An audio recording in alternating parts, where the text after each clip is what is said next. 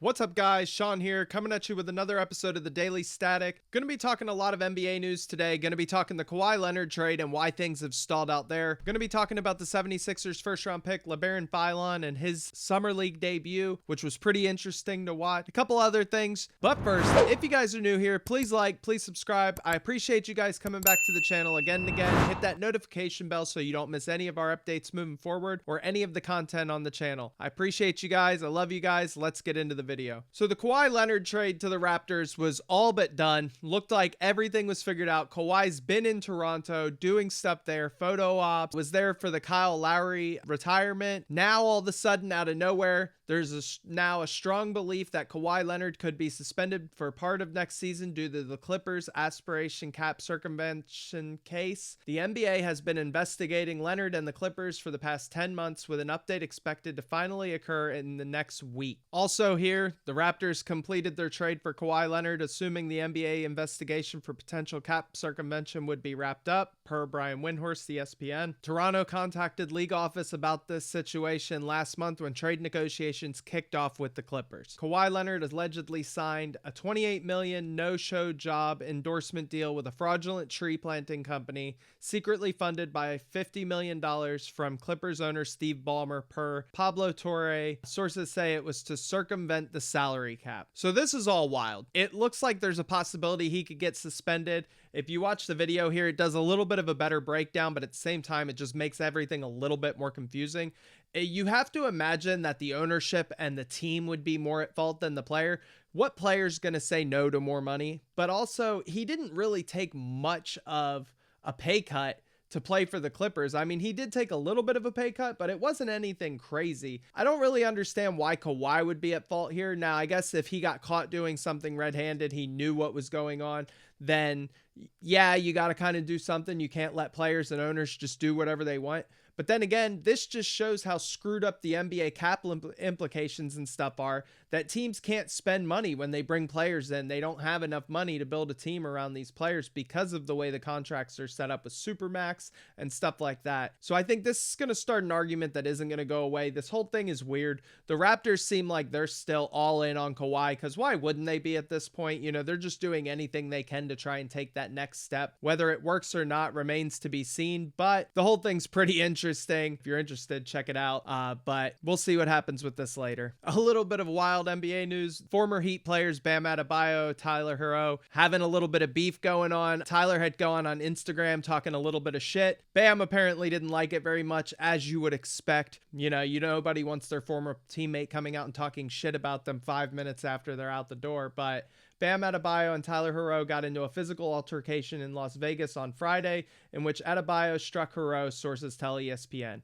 The altercation occurred at a practice court in a Las Vegas hotel this morning, sources said, starting when Adebayo approached Herro about comments the guard made critiquing the center on social media after their 7-year run in Miami ended. Here it says, Bam Adebayo reportedly punched Tyler Herro without hesitation, leaving a small mark under his left eye, per The Athletic. The incident took place in a gym inside Resorts World Casino in front of Herro's AAU team. According to multiple sources who witnessed the incident and were granted anonymity to discuss a sensitive matter, Adebayo walked onto the courts and Herro said something to him. Adebayo proceeded to walk over to Herro and without hesitation punch him. Herro's AAU coach confronted Adebayo and Herro yelled at his former teammate while being escorted out by security. Both players left the scene on their own. Herro appeared to have a small mark under his left eye during the interview, which occurred shortly before the news of the altercation broke. So basically, I've got text messages in here. I was going to throw them in. It's kind of just bullshit, you know, it's drama. If you guys want to see it, we'll dig into it more. I'll do a whole video on it.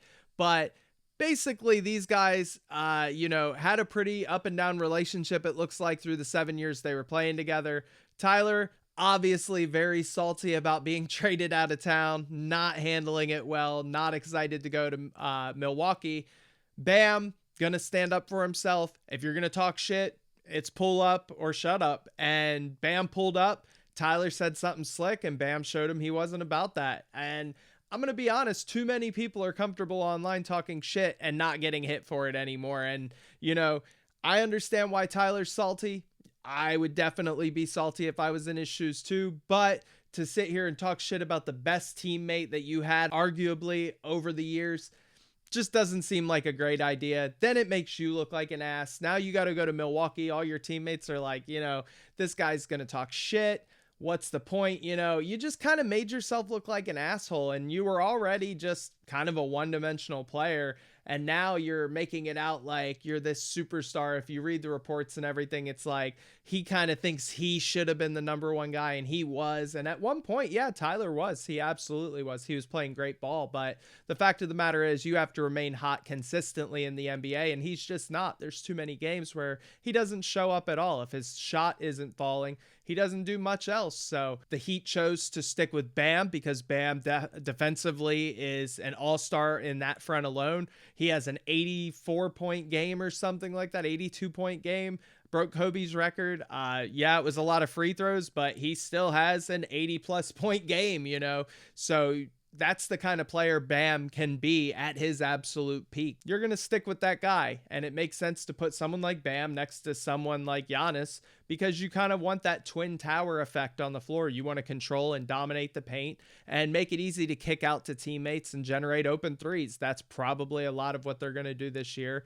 And again, Tyler's salty, so good on Bam for standing up for himself. I think it's lost in this world that we live in today. You're not allowed to stand up for yourself. You're not allowed to take defense for, things people say against you. I'm not saying you should just go out and punch people in the face, but I am saying that if someone you might have once looked at as a friend is talking shit about you on the internet and you pull up and they say something slick, I don't know. That's all I'm saying. I don't know. Take it as you will, but this is fucking wild.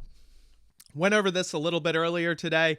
Dropped a quick video on Philon's performance last night. I can't stop watching this. The more I watch, the more I see his handles. I mean, he's got a little bit of AI to him. I'm not saying he's AI, but he's got a little bit of AI to his game. He's got a little bit of Kyrie to his game. Amazing handles. He seemed like he was scared to shoot in the mid-range a little bit. It was kind of in the paint or three-pointers.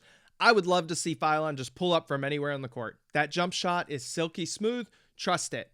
Obviously he's got things he's good at, things he's not. Had a really, really quiet third quarter and most of the fourth quarter until he hit the absolute dagger at the end, which I loved. Solid assist numbers. Obviously, Isaac Johnson was cooking. Janai Broome also had a pretty good game. So it made things easy for Philon. Having two teammates who really looked the part makes it a lot easier to evaluate Philon. And his teammates hitting open shots, his assist numbers, it just tells you that him running the second unit this year is going to be awesome. I absolutely think that he has all the tools he needs right now to go out and be a sixth man for the 76ers, to create his own points off the dribble. His handles are great. I think defensively, he actually looked pretty solid last night. I really couldn't complain too much defensively for the size, the weight. Seemed like he was pretty good at keeping guys in front of him. Didn't really give up much. So overall, Philon just looked absolutely great. Isaac Johnson, a 7-footer, 4 for 6 from 3.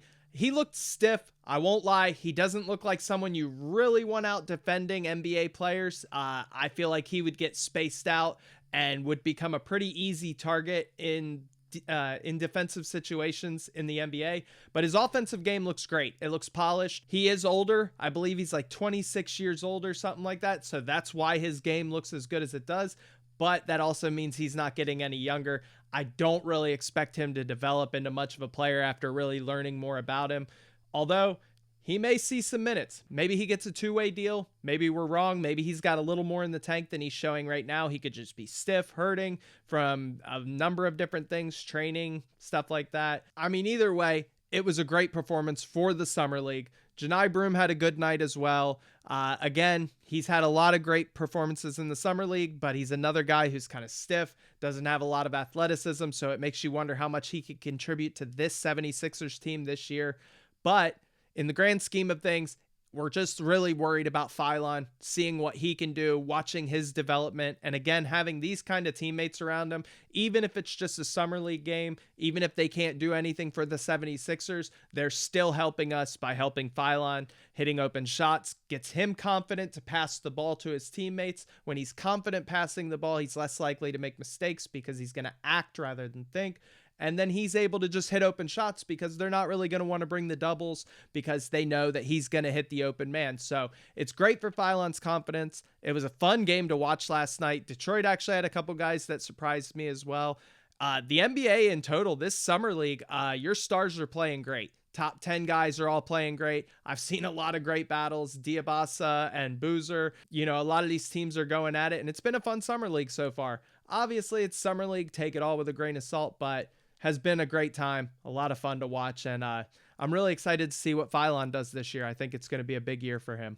Also, just wanted to throw out there, Victor Wembanyama signed a 5-year, $252 million extension with the San Antonio Spurs. Also, I guess he did something where he cut like a 5% off of it to make it a little bit better of a deal to them, to save them roughly $50 million over the next 5 years. He's looking to make that little bit less to just help out the team a little bit. I understand you want to help the team, but as a young player, you never know what's going to happen with injuries, with things long-term in your career. I am an advocate for players just getting the bag. If a team offers you a certain amount of money, go get that money. I understand you want to win. You want to help build a team. You have to trust the organization. I know that's not easy, but with San Antonio, maybe a little bit more than other places just because of their proven track record, the history with salary cap, with the team, with them winning championships and finding a way. Awesome for him to do, but personally, I would just go get my bag. That's just me. That's just how I feel about it, but good for Wemby. Awesome extension. Well-deserved. I mean, yeah, he kind of fell apart in the finals, but there's no doubt that Wemby's going to be big moving forward. He's going to continue to make plays, to grow, to become more of an intelligent player, more of an aggressive player. He'll put a little bit more weight on his frame. I don't imagine he's going to get huge, but he will get a little bit bigger, a little bit stronger. And again, the biggest thing for Wemby is just IQ and experience. As he gets better over the years, smarter over the years, it's going to show on the court. He's going to have better decision making, and he won't fall out quite like he did this past year. But good for Wemby, good for the Spurs. Cool for him to take a little bit of a deal. I mean, it's still $50 million a year, so I don't know how much I would call it a deal, but good for him and good for the team. All right, guys, that's pretty much it. Again, just to wrap up, just covering some of the leftover news from the week. We've been doing big things over here. We've been running shorts like crazy, highlights from the NBA, NFL, doing breakdowns on all the draft picks, Philadelphia 76ers, Philadelphia Eagles, reactions to news, lots of new stuff, lots of different stuff. I appreciate you guys for sticking with it. I love you guys so much. Thanks for hanging out. If you haven't already, please like, please subscribe, hit that notification bell so you don't miss any of the content we're posting here. And again, I love y'all. Have a wonderful night. I'll see you in the next one.